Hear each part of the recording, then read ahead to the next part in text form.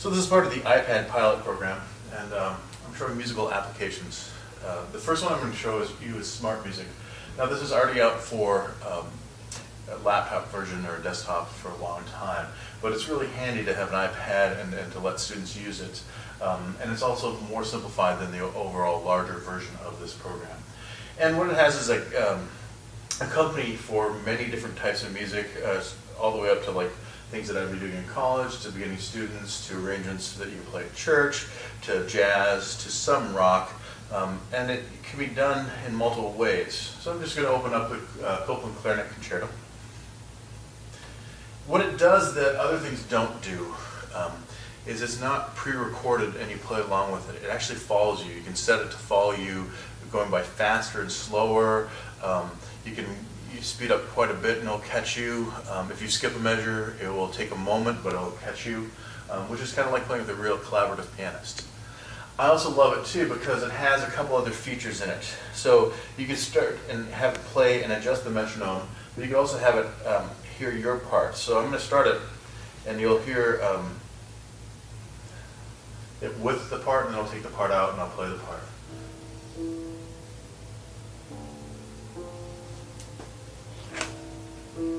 So I come in here, you'll hear the clarinet part coming in.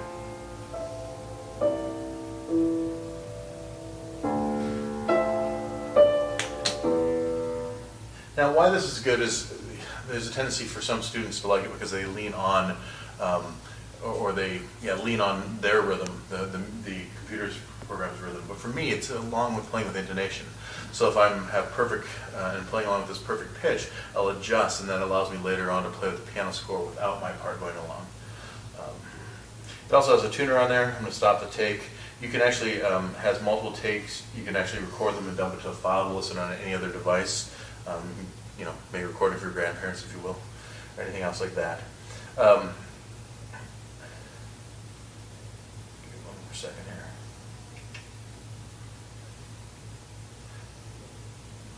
You can take it into different keys. So if you wish to take it into a different key, or more importantly, there's a couple sonatas that are in the same, that are for A clarinet, B flat clarinet, or flute and oboe, but Mozart kind of ripped himself off and called it the oboe concerto and the flute concerto. So you could just transfer the keys into different things. So there's a lot of those options that are really nice. Let me play along with it this time. I'm going to ask you to follow me. I'm going to take my part off. We'll go from there. I'll see if I can speed it up too. Depends on the mic.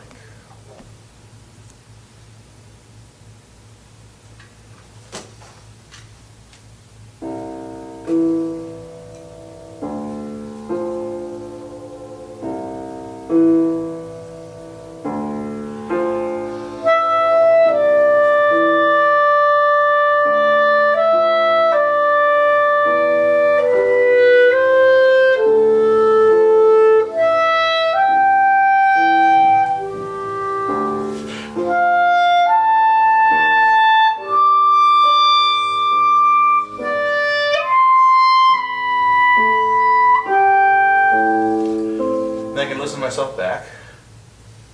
I can check for intonation, check for rhythmic things.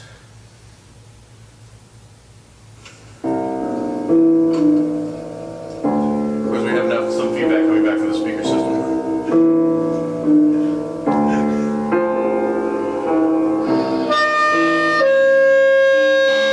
So anyways, that's a bad representation coming through the TV, but that's how you can play along with it. Good. We'll do another app now. It's called iRealBook, iReal Pro. This app, see if I can load it up again. This app allows you to play along with a jazz composition, a rock composition. When you go to their forums right here on the app, you can download up to like 1,500 or close to 1,500 jazz, Brazilian, Latin, rock, and it plays the background for you of the composition. Since chord progressions are not copyrighted, you can play along with them, and then more importantly, you can actually add and edit your own. There are some other nice features in addition to playing along, which I'll demonstrate in some moment. But you can also add, if you're a guitarist, you can buy, and I haven't bought it because I'm not a guitarist, but the tablature. As the chords go by, it'll actually show you different tabs to play along with. If you do the piano, it'll tell you voicings, and you can use 2 or 1 hands. And then you can also do scale theory, which allows you to know what scale choices and notes you can choose over top of these different chords. All right. So let me give an example here. I'll play along with it.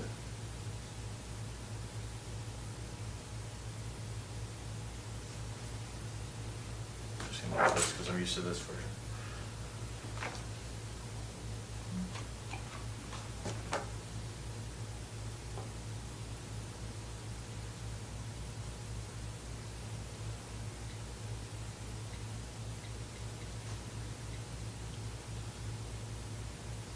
You can also switch keys too, and tempos. So if I go here to the tempo thing, I can switch the tempo. Right. I can change how many times I play through it. I can go up to like multiple times of improvising over top of it. I can change key. Let me go ahead and play here. I can also change Latin style, Brazilian, samba, all different types.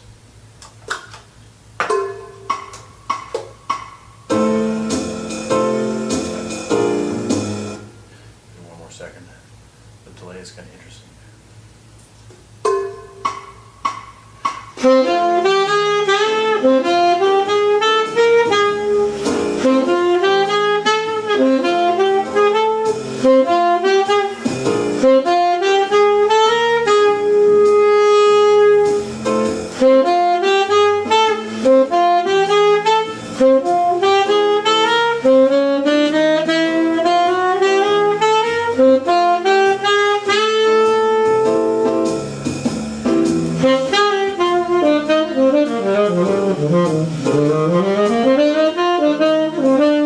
Or you just run the scale and run.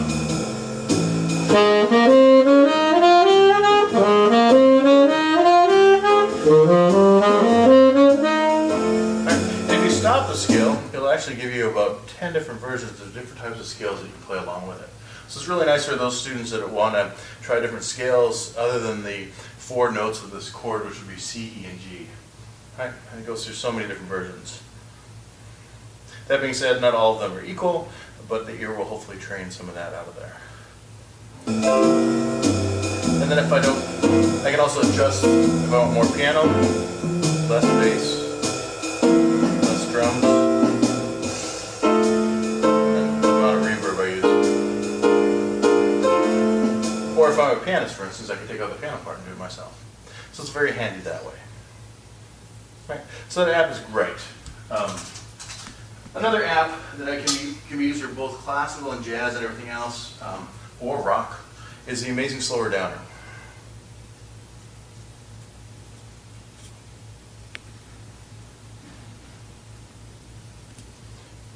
You can import from any of your iTunes, any tune that you'd like, which I've already done anyway, so I'm going to get out of that. And if I click on this, I can now listen to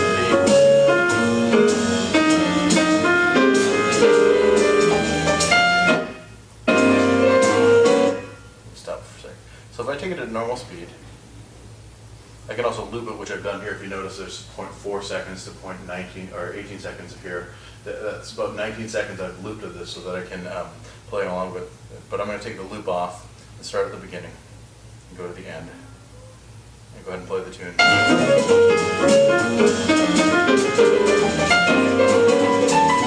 So if I have a hard time transcribing at that tempo, all I have to do is slow it down. It keeps the pitch, and I can get the notes easier.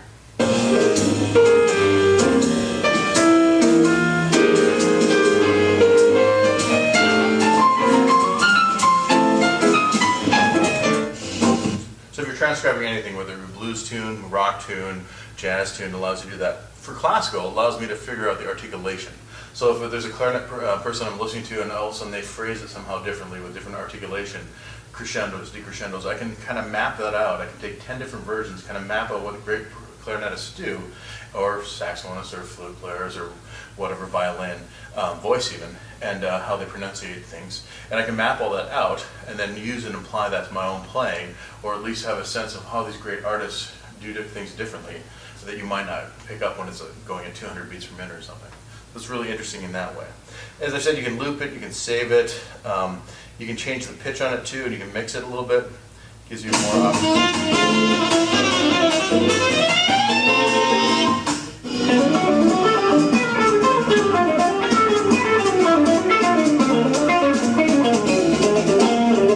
So at that tempo it would be really fast to transcribe, but now it's doable if I slow it down. So it's a really neat app. It's about $15, a little more expensive than most, but it really definitely is worth it.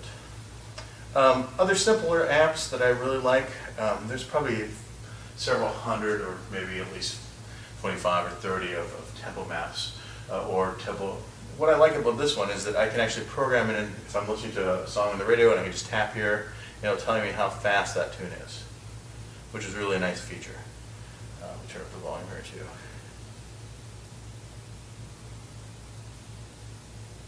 Okay. Then I can also play any kind of metronome tapping. I can do all kinds of, I'm going to stop it so we don't go insane, but I can do all types of triplets. I can do, if I just hold here in the meter, it gives me that many options of meter, multimeter, 7/8 time, 5/8 time, anything you can imagine. The beats, if I hold here too, will give me a lot of different options, but these are the main ones that are used. It can go up to 800 beats per minute if you need it, which is not normal. What I also like too is you can develop set lists, and for Copeland I was doing this, so there's different sections of the piece that I'm taking at the beginning at 60, even though it should be taken at like 80, not on this piece, but any piece. I can remember where I last practiced at the tempo and graduated up. Not only that, I can also, any piece that I want, I don't have to keep searching for the time signature or the rhythm that I want. Instead of hitting all the buttons and that kind of stuff, resetting it, I can just go this and this section. So it's really handy that way. Or if you're playing a rock gig and you want everybody to have the same tempo, you can always put it on and record all those things. After you find the tempo, you just program it in, and that tune's always at that tempo. So it's very, there's a lot of free ones. This one's about $2-3, and I really think it's worth it because of the subdivisions. Another device, decibel to the 10th. There's many of these out there. But basically it gives you a decibel reading and where it peaks and that kind of stuff. I like this for when I'm rehearsing ensembles to know if I'm going to go deaf after rehearsing them too long. But more importantly too, it can be used to map out, even though it seems kind of formulaic, but it can be used to map out, hey, my student is crescendoing now. Are they doing it nice and evenly? Is the decibel increasing, or did they get all of a sudden higher, all of a sudden lower? So it's kind of a way of scientifically figuring out, or at least visually figuring out, if you are crescendoing, decrescendoing like you should be. And obviously it has other applications like, for sound of hearing loss too. Another one that's really good, and I'm disappointed now that it's, there we go, it's like $8. When I bought it, it was 99 cents. It's developed by the University of Southern California, one of the theory professors. And it gives you all the things you'd want, tells you the note names, where you'd find it on the keyboard, and you can quiz and do as many difficulties as you want. You can switch to accidentals, you can do letter lines, you can switch beginner mode all the way to advanced mode. You can also share your results online with people, and also it's timed. So it calculates how fast you did an exercise, how many you had to write, and where you score amongst everybody else. So there's, you're competing against people you don't even know online, which is kind of fun for those people that like the competition. In addition to that, it does key signatures. It sets things up in the order of how many sharps and flats. You can see right now I've taken out flats because some students like to think B instead of C flat, but I can add anything back in. I can also add minor keys in. So, it will let you tell and eliminate it. Why I like this feature is because if a student is overwhelmed, I want to take this feature off. I want to only say, okay, now let's learn the key signatures of 3 of these now. Okay, let's add the 4th one. Now let's add the 5th one, so their memorization can go in a progressive way.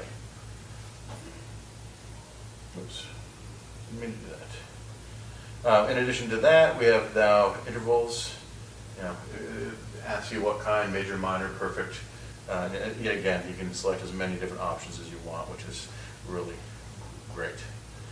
I never used to have that function. Maybe that's why it's $8. Then chords, what quality of chord is it? For people that read in treble clef, the bass clef is really important. For the people that read in bass clef, like bass players or trombones, it's really interesting to have them do all the treble clef stuff. And yet again, you can always, give me a sec here. You can do local scores, global scores if you set it up as a theory professor. It'd be great for music 100 class here at the college, but also 200 and 300 level for those who need to brush up. It does chords too, all the way up until chords that most people have not heard about, so that you're spelling them all out, which is great. And then scales too goes all the way into diminished, melodic minor scales or modes based on them that you can use for jazz, diminished scales, half and whole tone, Greek modes too, all the way back in history. And then ear training. It's also got an ear there, which is kind of clever. But no, tempo marking, and then you guess the tempo. I'm just going to always say that's not right, but it'll tell you it's wrong or how close you were. And then you can do that just by learning multiple examples. You get better at honing those skills. Same thing for intervals. Let you know what interval it is. You can yet again do it. So if you're really tough, intervals are hard for a lot of freshmen. I can wean it down to just the 3 or 4 of them, and they can build from there. That seems a little redundant to walk through all these, but it does the same thing for chords and scales. So it's a great app. Slow Pro is an app that I only use for, I think it's developed for sporting, people that do sports. It's a camera, and it's not going to get a good visual here, but it's basically a camera, but you can set it to whatever speed you want. So if somebody's conducting, and it's a fast tune, I can see if their arms are in the equal here. Did they, cue, or is it more rigid? So it's a way of doing that. Also finger movement on instruments. If people are shifting too late or too soon, you can slow it down. You can also say, your thumb didn't move in the time. You can also videotape yourself as an instructor who has technically or usually better technique, and you can show the movement so that the people can see it slow. Also use it for my golf swing, but that has nothing to do with music. But it's really a great tool. Let me see what else here. There's one that's on my iPhone that I don't have on here. John's saying right here, I'm going to ask him a question. When you're playing, do you think of G sharp or A flat, or are they both interchangeable for you? I usually think of A flat. Yeah. So most of my students too. I had a student that could spell the scales. I'm like, you just can't spell your scales fast enough, and that's why. But he could. He could spell the whole scale out perfectly. But he had a hard time converting. We always think of G sharp as A flat, but we go, okay, I know G sharp, and it's the same as, and it takes time. So there's this application called Blurt, which is basically a banner. So what I do is I get the students to, and I can show it to you on my phone here. What I do is I put in the note names that they don't know well. So if they don't know D sharp, because they usually know E flat, then I put it in a D sharp, and I slowly go through, and they get to quiz themselves. So now they have to finger E flat quickly. Now they have to finger B flat quickly. Now they have to finger A, I guess only put 2 in. So, and I base it on what they don't know, and get them to program it in their own iPhone. Then I don't have to quiz them every week. Nice. And when you try to self-quiz yourself, you already know the answer before you tell yourself the name, so it doesn't work that well for them to do that. Those are the primary apps that I use. There's an app that I'm getting into a little more, which is a recording app, but I haven't used it in the classroom. So I won't demonstrate that. And then also, if I just use my memo on my phone, my students will send me videos or audio recordings. I can take that and transfer it into Amazing Slower Downer, and I can listen to them play, and we can fix pitch and recognize the pitch a little bit better if we go to slower tempo. We can also stop it and then go on the piano and say, okay, you're too sharp here, you're too flat. So it'll help us do pitch, in addition to the one that I forgot here, which is ClearTune, which is an actual tuner. Now, what I like about this tuner is it's very accurate, it's very normal. In other words, it has a scale like this. There are many free ones out there, but they're kind of hard to interpret. But yet again, it's a preference thing. It also will produce sounds. I'm not sure if it will right now, the way it's hooked up. But what I like about that is then I can have a pitch sounding, and I can have the student blend into that pitch, and then I can stop that and go back to the thing, and they can also then play that pitch based on the buzzing that came from the iPad and match that in their ear. So it allows them to lock in pitch a lot better. You can calibrate it to whatever you want. 440 is the American version, 420 or 442,